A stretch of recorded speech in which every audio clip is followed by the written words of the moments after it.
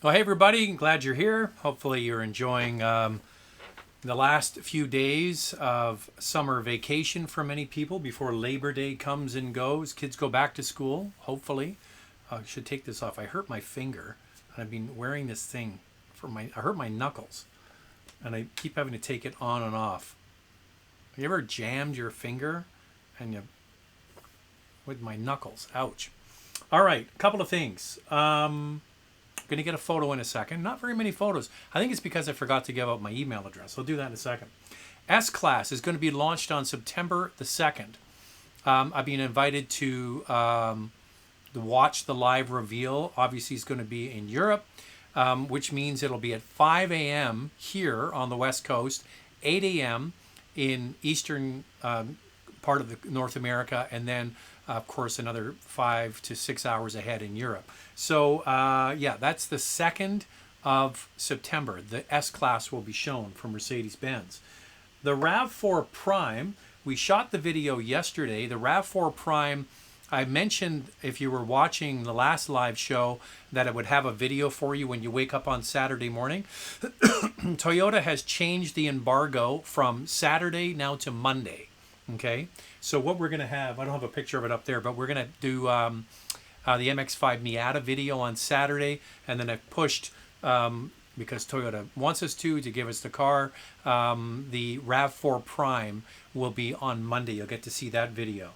Also, what else is going on? Oh, the Kia K5, which is the successor to the Optima, is going to have the official reveal here for the Canadian market anyway on September the 1st. And there's a short video that we put together with Kia and Motoring TV, whom I work with. If you're regular viewers, you know that.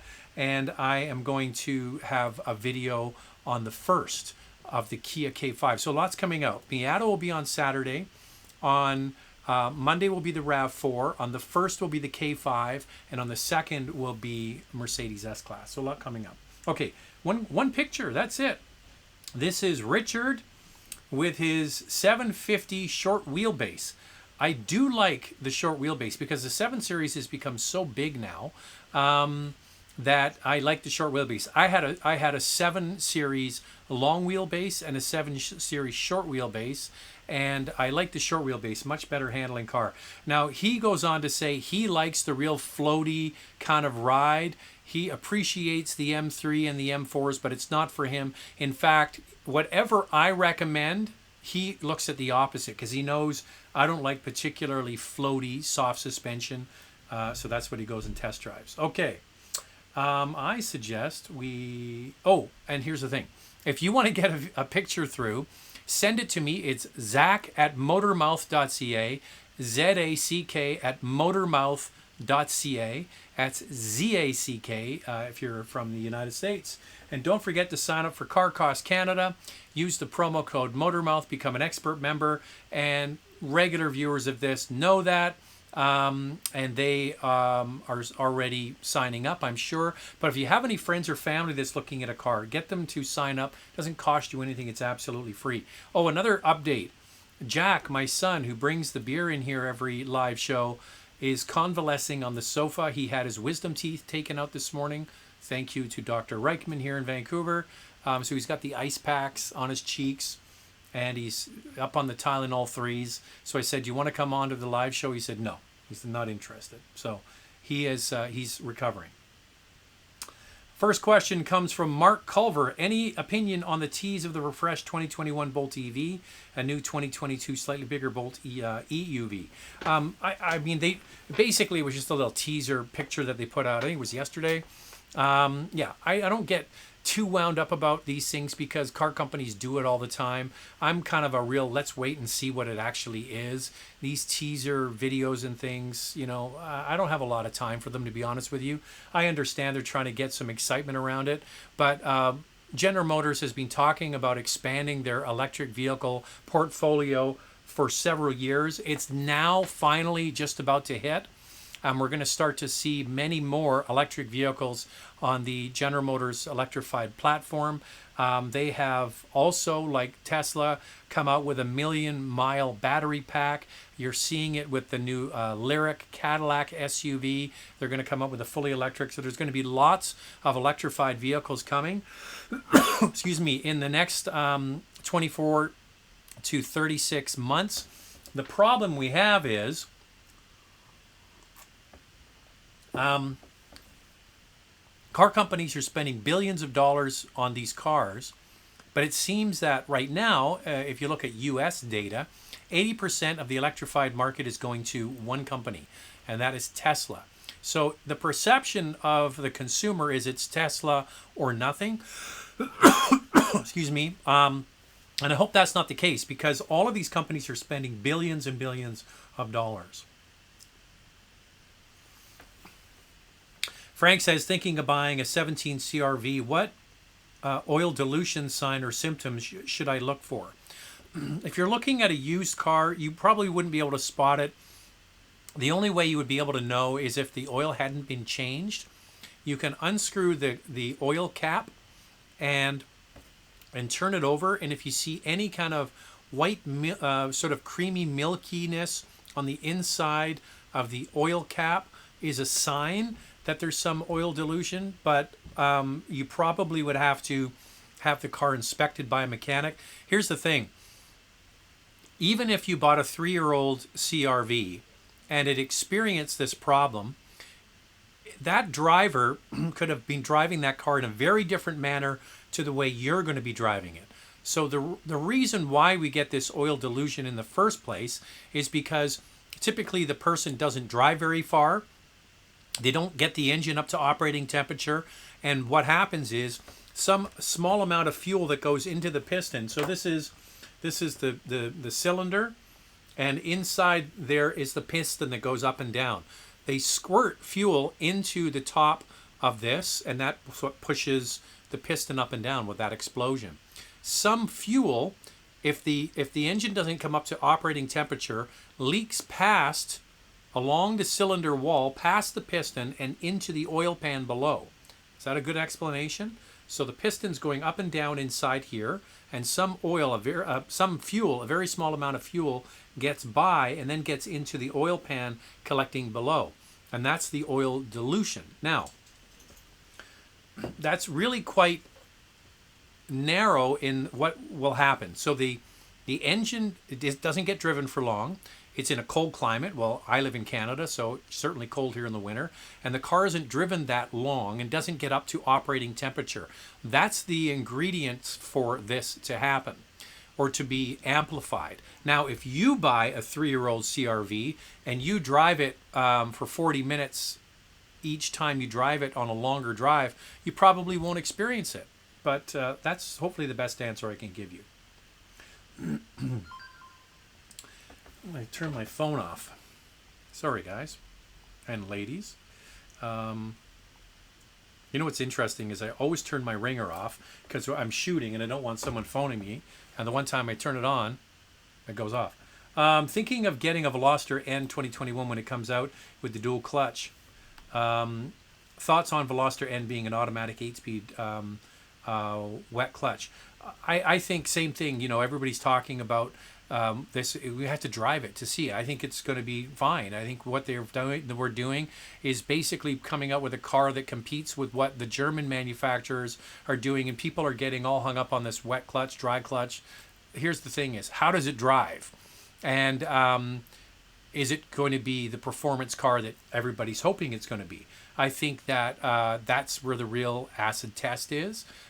So yeah, I don't see why, if you want to get a dual clutch Veloster N, go for it.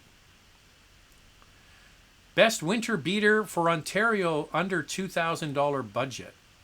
I would get a used Civic or a used Corolla if you can find one that isn't all rusty and under $2,000. If you can get one from out of the province, but it doesn't really make any sense. I mean, there are loads and loads of old Civics and Corollas here on the West Coast that don't have any rust, but then you got to get it across the country, which is going to cost you about $1,000. So that's not really very practical. Hey, Zach, what was your and Andrea's first car? What did you learn to drive on? What did you learn to drive on?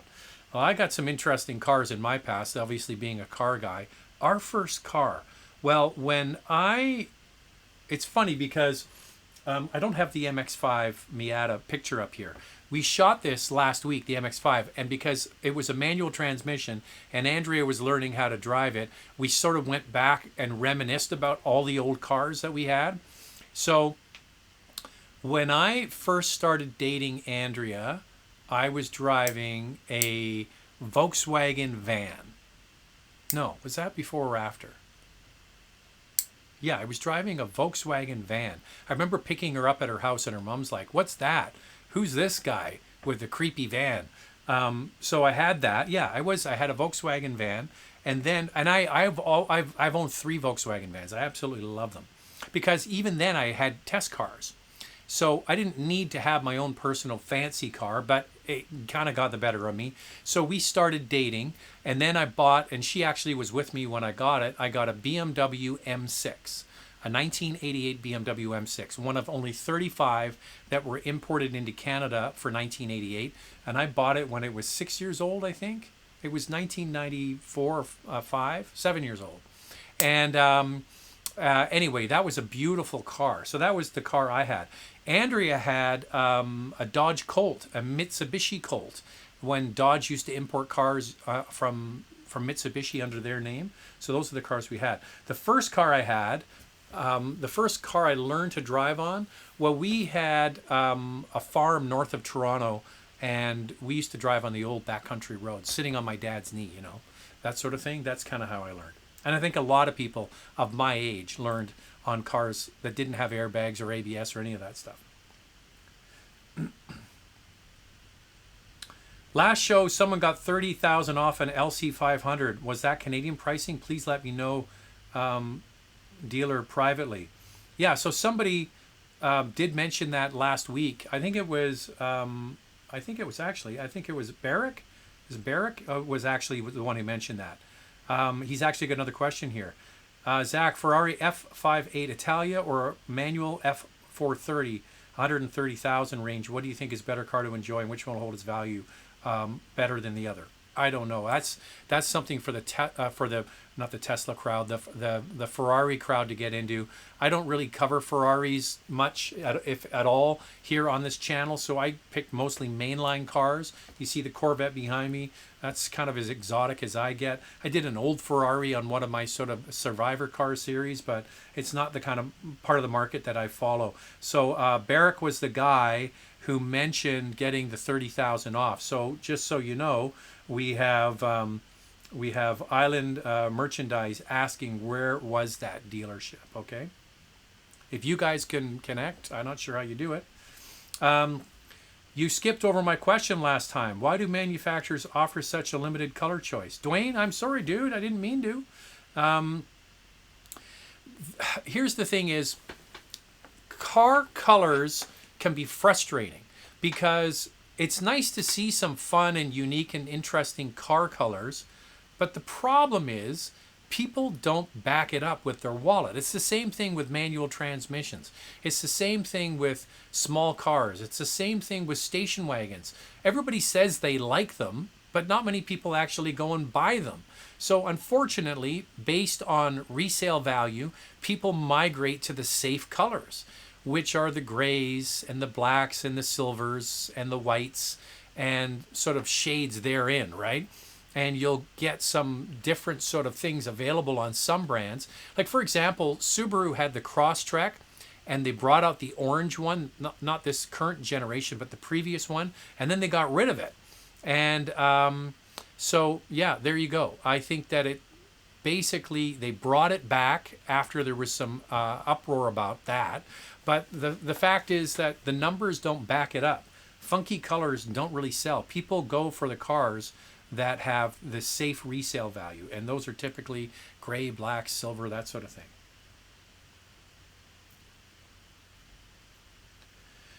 Queen's half corgi. Can you negotiate buying a Porsche, or will they just kick you out right away? By the way, the new Panamera looks great. Yeah, I just saw the email came in this morning about the new Panamera. I love the Panamera. It's one of my favorite cars. I've always said if I had to pick a car to bomb across the country, a big luxury sedan, that would be my choice, my top choice. Can you negotiate on a Porsche? It really depends on which Porsche it is. Okay, there's not going to be much wiggle room there for you. It's all about supply and demand. You're going to have a much better chance getting the dealer to give you something on, say, a Macon, because they get lots and lots of them. Okay, if you're thinking about getting a deal on a new 911, forget it. There's a worldwide demand for that car. They're making them as fast as they can and pumping them out across the world.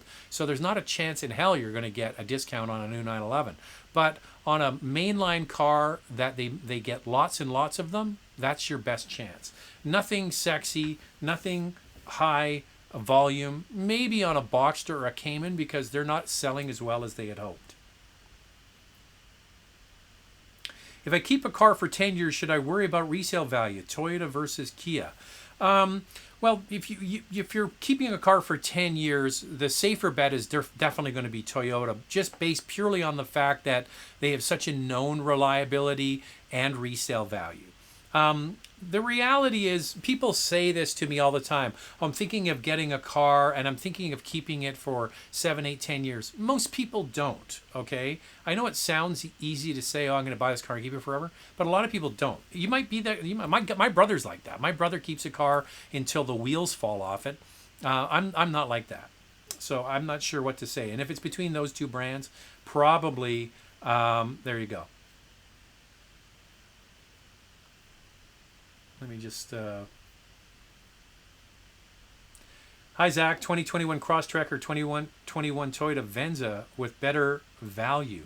I don't think we have the official price yet on the Venza. I think the Venza is going to be much more expensive than a Crosstrek.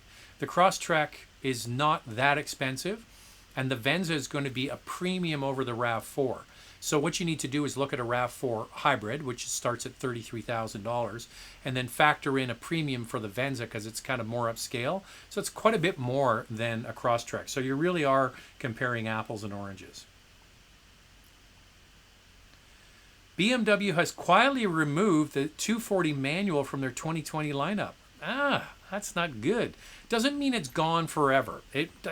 I could email and find that out. I will write that down. Email BMW manual 240. By the way, I get the 240 next week, the Grand Coupe, the new four-door version of it. So I will email and find out about that. Because the same thing happened over at Mini with the Cooper. I did a Cooper S review. Was it a Cooper or a Cooper S? Anyway, I did the Cooper, and I put the video out, and there was no manual available. Fast forward to now the 2021 model of the Cooper, now back in the mix. They're going to have a manual transmission. So I'll find out about that. That would be a real shame, because it's quite interesting you bring this up, because just last night, Andrea and I were out for a walk in the evening, and one of our neighbors drove up in a 3 Series retractable hardtop with a manual transmission, and he drove away. And I said to Andrea, I said, oh, that's such a cool car because it's a manual, you can't buy it anymore. And she said, really? And then we were walking along, and I said, there's the 2 Series, they still make that with a manual. And if this is news to me, if this is true, that's a real shame, because they're pretty much out of the game then with the manual transmission. BMW 240. I will find out. I'll send an email. Porsche now offer daily or weekly rental or monthly subscription. Do you think it's available in Canada, though? Would be neat to be able to rent a Porsche. I don't know about that. I don't know. It's news to me. It must be a U.S. thing. 2018 Q5 Comfort or new Mazda CX-5 Signature 2.5T. I would say the Mazda, for sure. Because the Q5 Comfort is that's the base model. You know what? The Signature is going to have all the kind of nice things in there you want, where the Q5 isn't. Even though it's a nice car, I still think that you're going to have a brand new car with a full warranty. sure, you can get a certified pre-owned Audi, which is, good value. You're going to get 4-year warranty if it's only done 2 years on the warranty, original warranty. So it's worth crunching the numbers. But yeah, my gut says the Mazda. Because it's just because it's the comfort. If it was the Technic, the higher trim, then maybe. The difference in depreciation will always be there. Just Auto Trader the difference and see. I guess these are people that are replying to each other. Oh, by the way, if anybody wants to do a super chat, you're more than welcome to super chat away.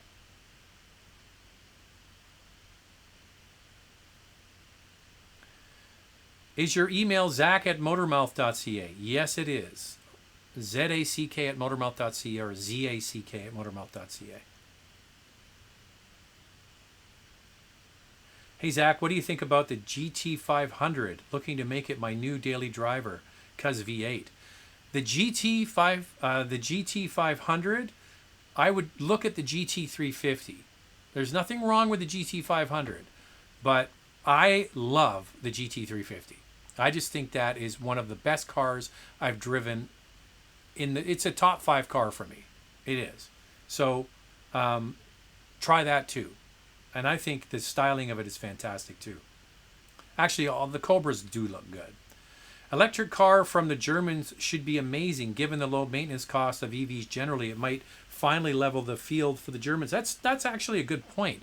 If you take away a lot of the most of the mechanicals of a car and you electrify it, then you're going to have hopefully a more reliable vehicle. A big part of these vehicles obviously is electronics, the interface, the computers, all that kind of stuff, which can be problematic. A lot of times if you wait a little while, they can work a lot of those bugs out. And the good news is a lot of the interfaces they are going to be using are shared across hundreds of thousands of other products. For example, if you got an Audi e-tron, I should say, not a Q-tron, an Audi e-tron, it's got the same basic cabin layout as the rest of the Audi family. So the screens and everything are the same. So they can amortize that over many, many more cars. But I agree with you. It's interesting because I have a friend of mine, Ian Corlett. I've mentioned him here before. He's got an old Porsche 912. And if you just type into your computer Porsche 912 electric, you'll find articles and stories about him and his car. So the great thing about having, and he mentioned this on one of the Facebook posts that he put, he said the great thing about having an old car with an electric drivetrain in it is all of those headaches you have around, buying parts for it, getting all of the mechanics to work and all that. You're basically taking all of that out, which is a trend I think we're going to start seeing in resto mods. And resto mods are restoring old cars but modifying them at the same time. So an old car and a pure electric drivetrain from a donor vehicle, or even cobbled together, and some companies are doing that, is certainly going to make life a lot easier for people to have a classic car with no mechanical worries. It's just the battery and electric motors. It's not a bad idea. Hyundai has launched IMT in India, basically a system where you row your own gears without a third pedal. Sounds interesting. Porsche experimented with this a few decades ago. Well, Volkswagen did. What was it called? The Volkswagen, you would get an old Volkswagen Beetle, Shift-O-Matic, I think. Was it called Shift-O-Matic? Somebody can correct me. But yeah, it's going to be interesting to see. And I've always wondered why they don't have something like that, where you can basically row your own gears, but have it without a clutch. Hi T is saying, hit the like button. Yeah, hit the like button. That'd be good. Bad idea switching from 19 XC90 fully loaded to 2020 Audi e-tron that doesn't have head-up display, park assist, blind spot assist, cross-traffic alert. Audi cars in Panamera didn't have it. Huh? Are you telling me the Audi doesn't have blind spot assist and cross-traffic alert? I don't think so. Most of the Audis I drive have had that. So it might be a packaging thing.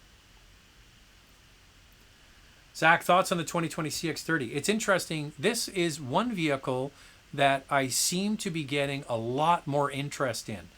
For some reason, Mazda kind of has hit the sweet spot with this little utility.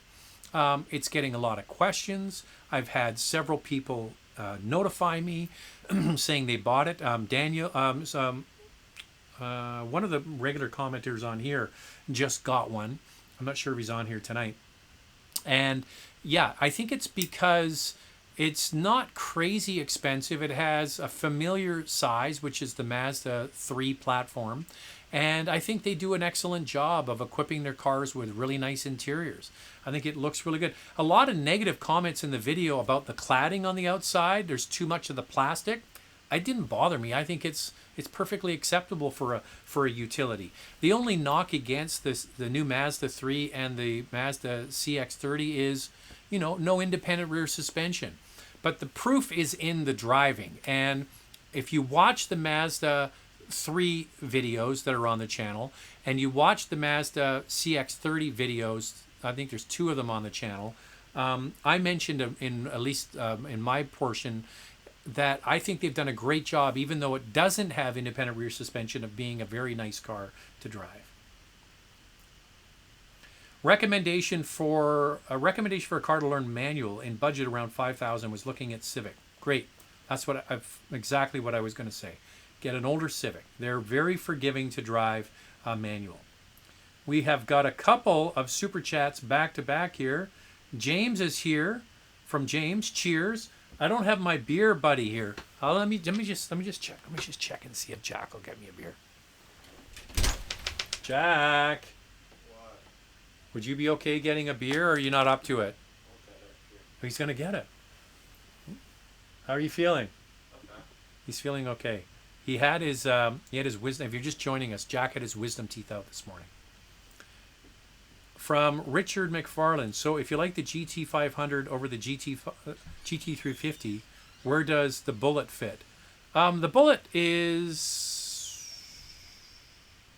Yeah, I like the Bullet. I didn't love the Bullet. I love the GT350. It's just something about just the way it sounded, which is so good.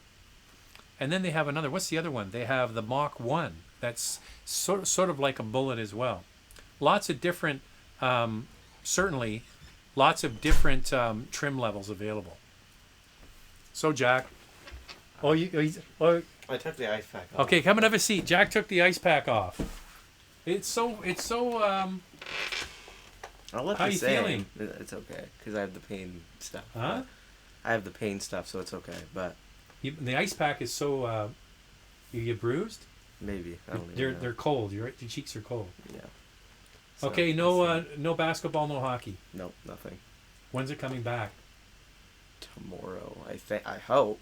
Okay. I think it's tomorrow. Okay, no, not too much talking. Mom's saying, put more ice on, put more ice on.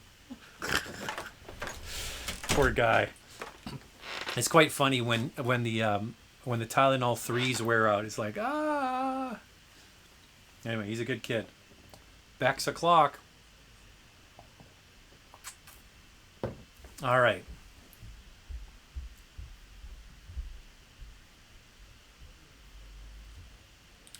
What's your opinion of the new 2021 Porsche Panamera virtual release? I read past models not selling well. No. That's not true. The Panamera, that's not true at all. When they switched with the last model, I can't believe that it's, how many, 3 or 4 years have gone by? I went all the way to South Africa to drive the Panamera, all the way to South Africa. And when they switched and they changed the back of the car and they got rid of the big humpback, the sales of that car did very, very well. And then they brought out the hybrid, the high-performance hybrid. In Europe, I believe over 60% of Panameras are the plug-in variety. And that paved the way for the Taycan. So the plug-in Panamera was kind of the sort of bit of a blueprint for what they did for the Taycan. I think it's just part of the refresh for that car. And it has sold much better with this last generation than it did initially. So I would disagree with that. Okay. Back to the questions.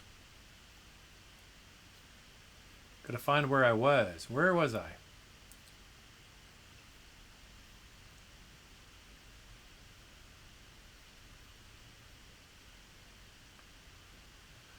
Hey, Zach, will you be reviewing the Kia Telluride 2021 Night Sky Edition? I don't get to decide which of the vehicles goes into the press fleet. I would suspect that Kia, when they make their switch from the 2020 press vehicles to the 2021, typically what they do is they make the vehicles available with the fanciest trim. So it's a good chance we'll get that, but it's not up to me which one they put into the fleet. By the way, we're getting the Telluride back next month in September. We're doing the Telluride again. It's not that version. It's just the regular one. When do you put on winter tires? What brand you recommend for Forte 5? Thanks. Winter tires depends on where you live. In the province of Quebec, it's mandated from, I believe, November until April. If you live in Quebec, you can clarify. I remember they brought out the rules for mandatory winter tires in Quebec, and then they expanded and they make it longer. So somebody from Quebec could definitely, like I see Josh is there. Josh Jaegerman is there. So Josh might be able to chime in. He lives in Montreal. For where I live on the West Coast, I put them on at the beginning of December, and I take them off at the end of March, depending on how the weather's going. As for the brand of winter tires, you can go to like a major tire portal like Tire Rack, and you can type in your car and the winter tires, and they will give you a recommendation. And you can look for top sellers. You can look for, like they'll even say, what kind of driving do you want to be more performance based? You want more comfort, and they will give you a parameter. You don't have to buy from them. It's just something that you can use as a tool.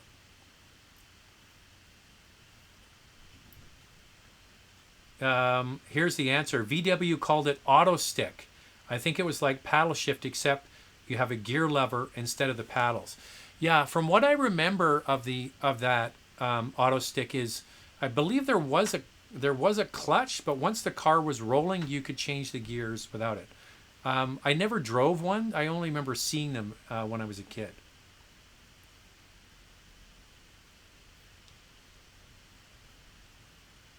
Did you ever bought a car from Bring a Trailer auction website? No, I haven't, but you might have seen some of the videos I've done of sort of these, I call it their Survivor series, these older cars that have very low mileage on them. They come from a friend of mine who's got a smaller boutique dealer here in Vancouver called Core Motor Cars. And he has put a few cars on Bring a Trailer. So I did a video of the GT, was it the GT 500? We put that on Bring a Trailer. We put another one, a Volkswagen van on there, and this WRX STI is probably going to be going on Bring a Trailer. So the way it works is, it's like an auction site like eBay. As the clock ticks down towards zero, people put a bid in, and the best bid gets the car. And then you have to work with the buyer or the seller to figure out, shipping and those sorts of things. So it's kind of like eBay that way. I'm not sure what more I can add. There's loads of pictures, the videos that I've done. Core has used those as well. So there you go.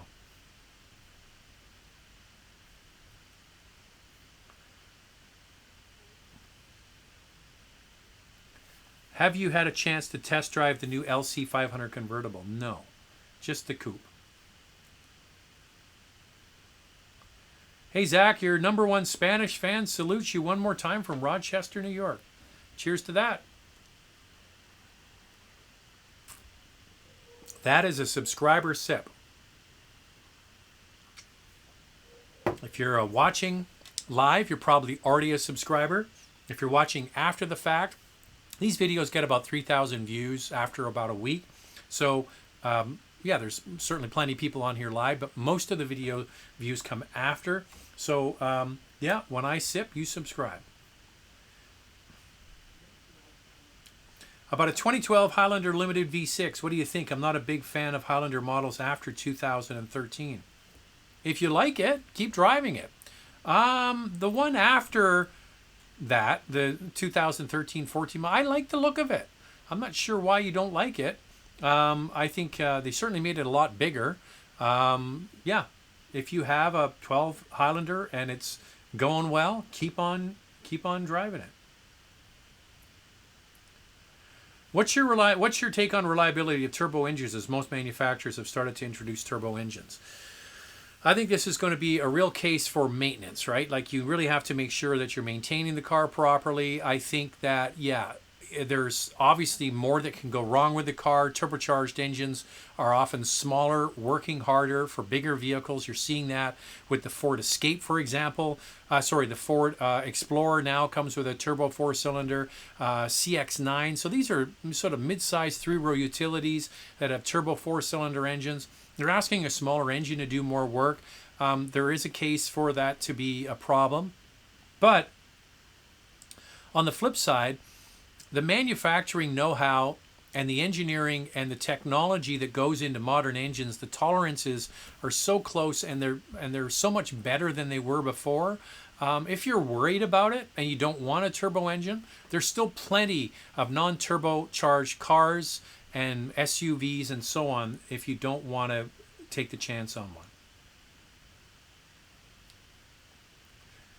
Best Porsche to start getting into the Porsche world. It all comes down to how much you have to spend. I truly believe it's not just the best Porsche to get into the Porsche brand. It's, in my opinion, one of the best Porsches they sell is the Boxster. It's a great car. It really is a great car. And it kind of has this stigma of being the least expensive, maybe a little bit tailoring to women over men. I don't care about any of that stuff. All I care about is how it drives, and it drives particularly well. Now, I'm talking about the older 6-cylinders, so I would look at, if you could afford it, a 2009 and newer Boxster, preferably a Boxster S. When you get into 911s, the price goes way, way up, way, way up. So a Boxster or a Cayman. Caymans are even cheaper. So a really nice 6-cylinder Cayman S preferably. What's your take on the BMW M550 xDrive? There is a video on the channel of the M550. It is basically an M5 Lite. I mean, there's a lot of car there for the money. So I would suggest that the 5 Series, in my opinion, has gotten too big. And I don't really like the direction they've gone with the M5. It's incredibly fast, but kind of dull to drive after a while. Like it goes like hell, but after about a week, you're like, eh. So if that's the case, get the M550. It's going to give you the same kind of exhilaration for the most part, but it's not going to be nearly as expensive. Super Chat. Hey, Zach, I would like to lease an SUV. Don't see every day. Budget $50,000. I'm thinking of a Stelvio. Thoughts? Any other suggestions? Thanks. Yeah, well, that is true. If you're looking for a utility vehicle that doesn't sit in every single person's driveway, a Stelvio certainly would cover that. So one thing about the Stelvio is not a bad vehicle to lease, with the sort of the issue you might have about what the resale value is going to be. But if you're just budgeting in a car monthly, and yeah, I say that it's a great handling car. It's a fairly nice size. For 2021, they have updated the interior of it. That was a bit of a shortfall with the car, and it certainly is much, much better. So yeah, try that. Start there. What other vehicles, if you're looking for a utility that isn't that common? One that I really like, and I've talked about this many times, please go and check out the Audi Q3. It's just come out this year, the 2020 model, and I haven't seen a lot of them on the road, and I think probably it's because just as they were starting to arrive, COVID hit and then production stopped. So now we're going to start to see more Q3s coming. Now, it isn't a rare vehicle in any way. When we start to get availability of big numbers of the Q3, we're going to see a lot of them on the street. I truly believe it's really a great product for the price. One thing, I went through this exercise with my brother-in-law on the phone the other day. in the favor of the Q3 over a lot of the others is it uses regular gas. It doesn't require premium fuel. So something to try. So try the Stelvio, try the Q3, and then get back to me. I'm here twice a week, so chime in again. Caulking the Axle with a super chat. Nice to see you here again, friend. Hey, Zach, will dealerships adapt to the times and open on Sunday? Also, does your son not want to be in the will? Why doesn't he bring you a beer? Well, he just did. So there you go. He brought me a beer. But caulking the axle, he had his wisdom teeth out this morning, so we got to give him a bit of a break. So I'm not sure where you live, but dealerships are open here on Sunday. I think that comes down to very individual sort of zoning laws, probably. But where I live, they're certainly open on Sundays.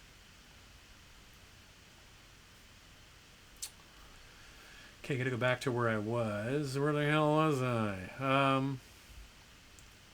So people are asking, you were not the only one. Where's the beer?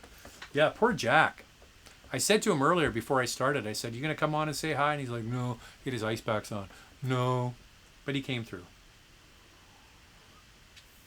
And the doctor went through all of this stuff about his wisdom teeth and said the worst day is about day 3 or 4. That's when they can have the most pain. So day 1 is not that bad.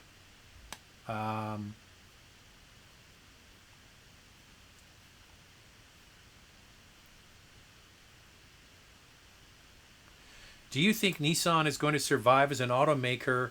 The partnership with Renault and Mitsubishi is not helping them. In fact, Nissan was much better off by themselves. That is not entirely true. They were in a lot of hurt. And Carlos Ghosn came in and really turned that company around. Like, they were in a bad way. And as much as the Japanese wouldn't like to admit it, he really turned that company around. And the relationship with Renault has been fruitful. And I don't think they're going to go anywhere. It's an alliance that sells about 10 million plus cars a year now worldwide. They have a lot of new products that they're bringing to market. And the way that a company gets out of trouble, the way they get into trouble is product, product, product. And the way they get out of trouble is product, product, product. And I will go out and say right now that if the new Sentra is an indication of what they're going to be doing on the car side, much, much better. In fact, I would suggest anybody that is looking for a compact sedan these days, you must try the Sentra. It's a very, very good product. They did a good job with it. Now we turn our attention towards Rogue. Rogue is all new and just about to arrive. It's coming this fall. So that is going to be a big deal. That is the meat of their brand. Okay, looks like for Canada, Titan is going to be discontinued, the pickup truck, in the near future, and they're going to be consolidating their lines. But the one thing that Nissan has is they have a broad spectrum of utilities, all the way from the Kicks to the Qashqai, to the Rogue, to the Murano, and all the way up to the Armada. They've got a very broad spectrum of utilities, which is what people buy. So that's the good thing for them. And then when they refresh them, and the Rogue, from what I've seen of it, haven't touched it or driven it yet, looks really, really good. So if they get out of trouble, it's because they're going to have some good products. And what I'm seeing from them is hopeful, for sure.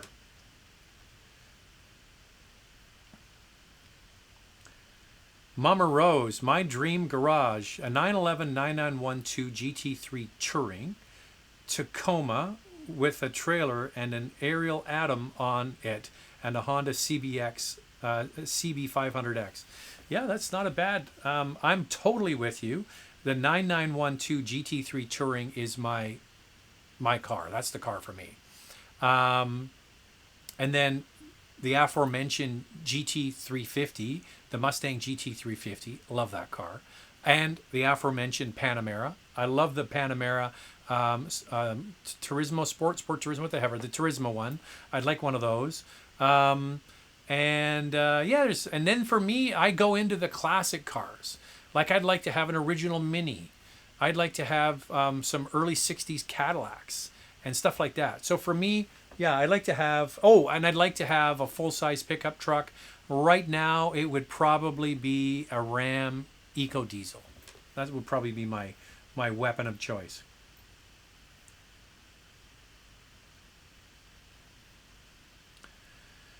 Isn't Jack kind of young to have wisdom teeth? I was in my 30s when I had mine pulled. Well, here's the thing is, speaking to the, and he's an oral surgeon, not a dentist. The oral surgeon today said that he's actually at the right age. He's just about to turn 18 next month. And so what happens is when you get older and your wisdom teeth start to come in and they pop through the gums, they've been pushing your teeth forward. And we just spent a crap ton of money on braces for 2 or 3 years. So the advice was get the wisdom teeth out before they start pushing on all of the teeth that you just spent a fortune getting straight. So that's why they want you to get them out before they start making your teeth crooked again. And that can happen. And he said he's the right age because for a whole bunch of reasons. I was 26 when I had my wisdom teeth out, but I never got braces. You can tell I don't have good teeth at all. But nowadays, you know, braces, it's like every kid has braces. I bought a 2012 Highlander Limited V6. What do you think? I'm not a fan of the other models. I think we went through this, didn't we already? There you go. Trig's 13. I got my wisdom teeth out at 17. So Jack's 17, same age. There you go. Seems to be the thing.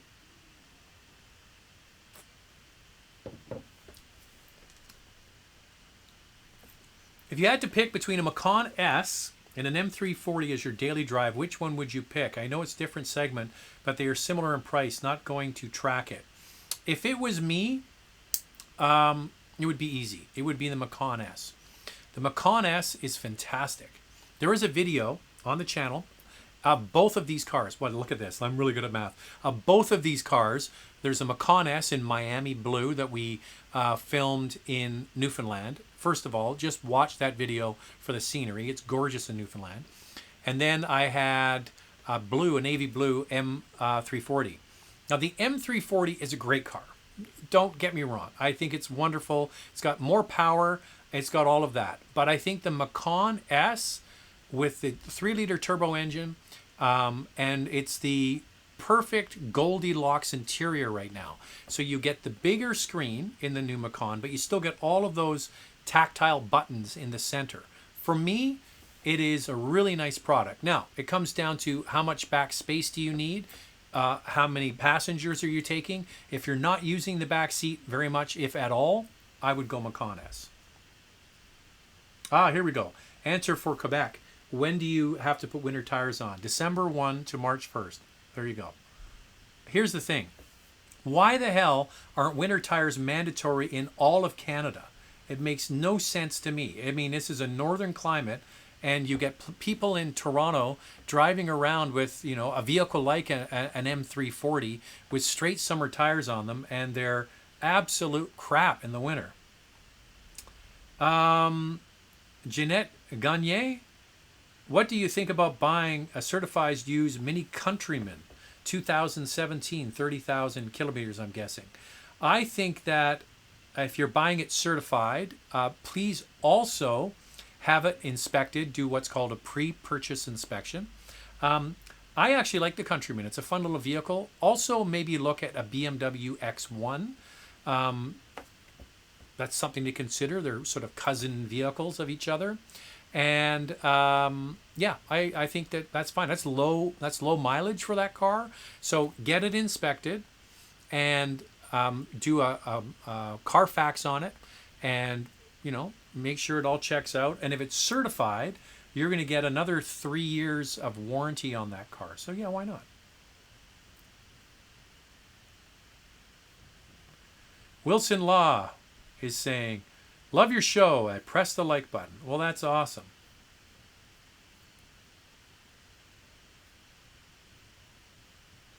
Okay, I'm going to go back to where I was.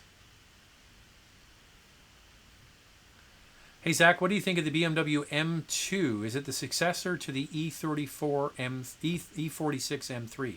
I believe it is. I think that what's happened with BMW sports cars and the M series cars is they've gotten too big. Like, I actually like, a lot of people disagreed with me. I like the E36 M3, even though it had a single throttle body instead of the 6 that you got on some other vehicles. I like that car. I like the shape of the E36 as well. I would love to. There's an older BMW I'd like to get, an E36. E46 is a great car. But the car's got too big, right? I think right now the M4, it's too big. So for me, an M2 is just beautiful. Whenever I see one, I'm like, that is a great car. And you don't need to get an M2. You just need to get a 240. Okay? Just get a 240 with a manual transmission, if you can, still, is a great car. So, yeah, I totally agree with you.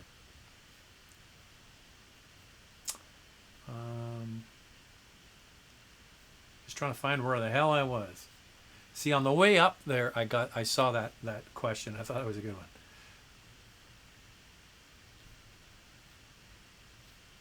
Why are some people giving me thumbs down? Why?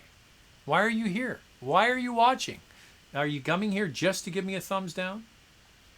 I don't get it. Okay, I've caught up where I was. Would you take... Oh, someone removed their thumbs down. Thank you. Would you take a 17 Lexus IS 350 over a 17 Acura Tlx all-wheel drive? Yes, I would. I am not a huge fan of the first generation TLX. It just didn't resonate with me. The transmissions available were not well executed initially. They smoothed them out as the years went by. But I would take the Lexus over the TLX easily. Not a problem. Greetings from Edmonton. Have you noticed a decline in car prices in Vancouver due to the pandemic and slower sales? Actually, initially, there was a drop in prices. I get a report from Canadian Black Book every week on what's happening at the auctions. And the prices of used vehicles dropped dramatically. But there were very few vehicles actually transacting when we were shut down in April and the beginning of May. Then the car market started to open up. Dealerships were allowed to sell. And now we're in the situation. It's the absolute inverse. There's not enough used cars. Dealers are having to bid. A lot of them are getting shipped to the United States. And what's happening is that used car prices are now going up. And new car prices are not being discounted hugely. But the one thing you will get on a new car is that zero interest, right? So what's happened when the economy shut down? The Bank of Canada and other central banks basically put the price of lending money for big institutions down to almost zero. So car companies are passing that on to consumers. So to get a car now with either lease or financing at 0% interest is going to be continuing for quite a while. Now the used market, it's going to take a while for this to really figure itself out. But right now, used car prices are holding up very, very well.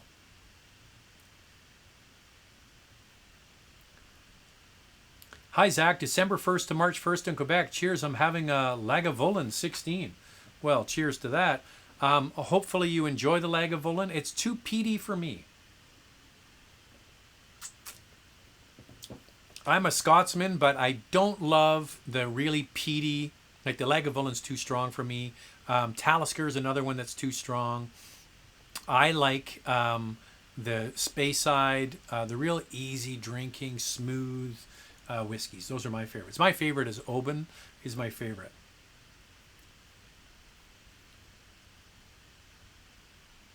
Now Josh is saying winter tires in Quebec are December 1 to March 15th. That's what I thought. I didn't think it was March 1st. I think it's March 15th. Oh, we got a correction. December 1st to March 15th. There you go. Okay. Have you reviewed the GV80 yet? What's your take? I've only seen it. I'm emailing them. I keep asking, when are we going to get our hands? They're coming. When it comes, I will get my hands on it. My take on the GV80 is the pricing is wackadoodle. I looked at it again, and I couldn't believe it. And I actually went and cross-shopped it with some other products. Okay, so in Canada, the GV80 starts at 65 grand. Okay, that's with their turbo 4-cylinder. And then they have the higher trim, and that's 70. I believe. If you want to get the 3.5 liter turbo 6-cylinder, and that's where the third row of seats comes in. So those first two I mentioned, that's only two rows and 5 passengers. If you want to get the third row of seats, you also have to opt for the 3.5 liter turbo engine. The price of that is $80,000 in Canada. That's crazy. I went and looked at a Q7, which comes standard with a turbo 6-cylinder engine and comes standard with a third row of seats. In Canada, I believe is 71, somewhere in there. An MDX you can get in the high 50s. So I don't know how they figured out the pricing on this. I think it's wackadoodle. I think they're going to have to revisit bringing in the third row of seats on that less expensive model. Like if they made it as an option for $1,500, for example, which is something they could do in a model change. Not a model change, a year change. And the Koreans are absolutely famous for changing their packages quickly. They react to the market like that. Some brands, they just wait 3-4 years. Well, we'll figure it out later. But the Koreans, lightning quick. And I think they're going to hear from a lot of people that I like the look of it, I like the interior, I like all of that, but you want 80 grand for a 3-row utility? I don't think that's going to fly. I don't know. I could be totally wrong. Rented a car from Enterprise in Kingston. Almost impossible to find one without winters. In 30-plus degree summers, a salesperson told me they run winters year-round and it doesn't make a difference. Well, it does make a difference, but there is a theory about this. And people in Quebec, I mean, we can have our Quebecers chime in here. Some people really believe that, you know, having the 2 sets of tires and switching them on or off, it's not worth it. They just drive on the winter tires all year round and then they switch them. And the thing is, winter tires, once they get to a certain amount of wear on certain brands, they actually kind of turn into an all-season tire. They're not really that good in the winter any longer. So some people just drive their winters all year round. I'm a bigger believer in having the right tire for the right conditions. So for our Cayenne, for example, we have all-season tires. They're performance all-season tires, Continental tires, on for spring, summer, and fall. And then we have a dedicated set of, who makes them? I think they're Dunlop, straight winter tires. Because I like having straight winter tires in the winter.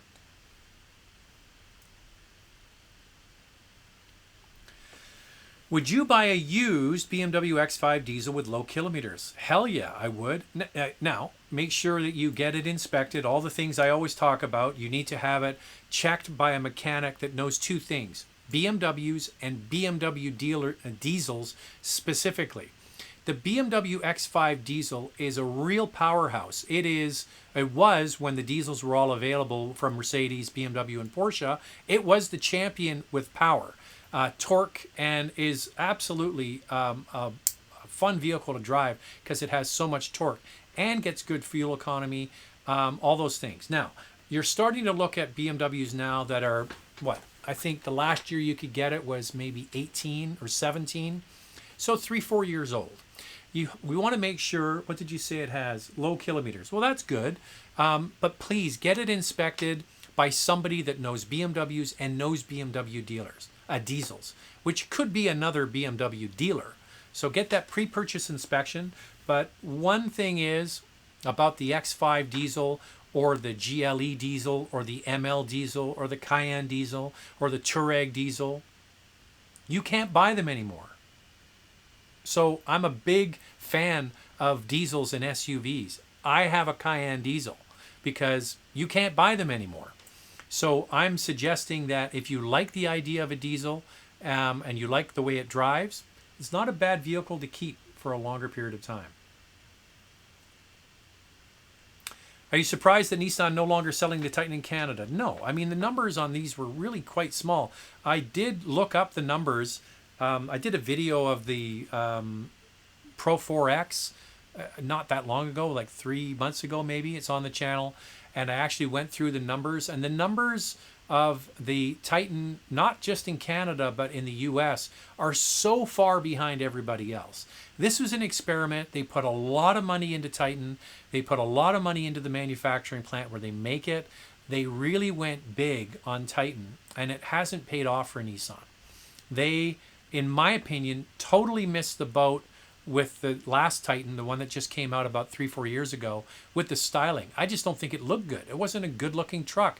They've updated it now for 2020. It looks much better, but I think that it looked like a Ford F-150 on acid. It wasn't a good-looking Titan, and the V8 Cummins diesel was the wrong engine.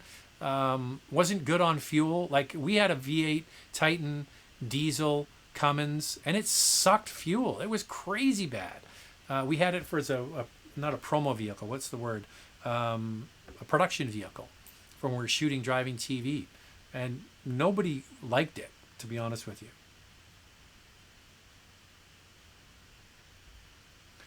So this is a follow-up on the winter tires. It's a poor decision. Winter tires wear quicker in summer due to the compound, are less safe in summer, and all-weather tires better all year round. I agree with you, but I would suggest probably what's happening is that they're just lazy. And the fact is, with rental cars have pretty much all but dried up. So the ones that are on the road, they're probably just going to keep driving them. Is Canada getting a BMW M3 Touring? I don't think that's going to happen at all. I just emailed I wrote down an email BMW. I emailed BMW a few months ago asking about the just regular 3 Series Touring, and they said it's not coming. So the wagon, it looks like, is gone. Now, is that just until we get a refreshed version? I'm not sure, but my guess is probably gone. Stephen Clinton, I'm not sure about that picture. That's kind of a freaky picture. What's going on there? How much would in Maserati SUV be? Pretty unique. Yeah, so you're probably replying to our other question about getting a unique SUV. I don't think it's going to be in the price range that she's looking at, which is around $50,000. Christina, new subscriber here. Hey, thank you. I appreciate that. Hit the like button. That's great.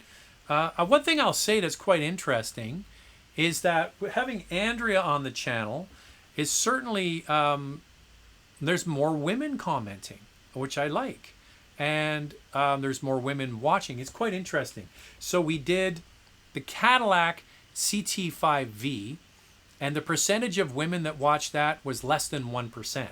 But this Nissan Kicks, the percentage of women who watched that was like 12%.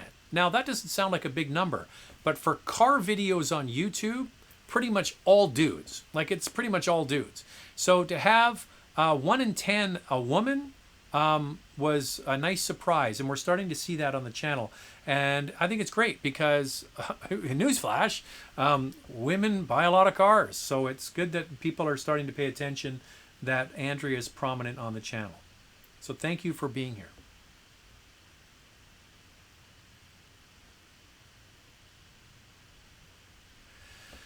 About 3 to 4 weeks ago, I was asking about an IS350. You suggested using Car Cost Canada. For some reason, all the models offered were 4 cylinders. I'm a bit surprised. So Auto Trader has been the go-to. All the models offered are I don't understand that. Under 14? I'm not sure what that means. I think you're looking for used. So Car Cost Canada is for new cars, okay?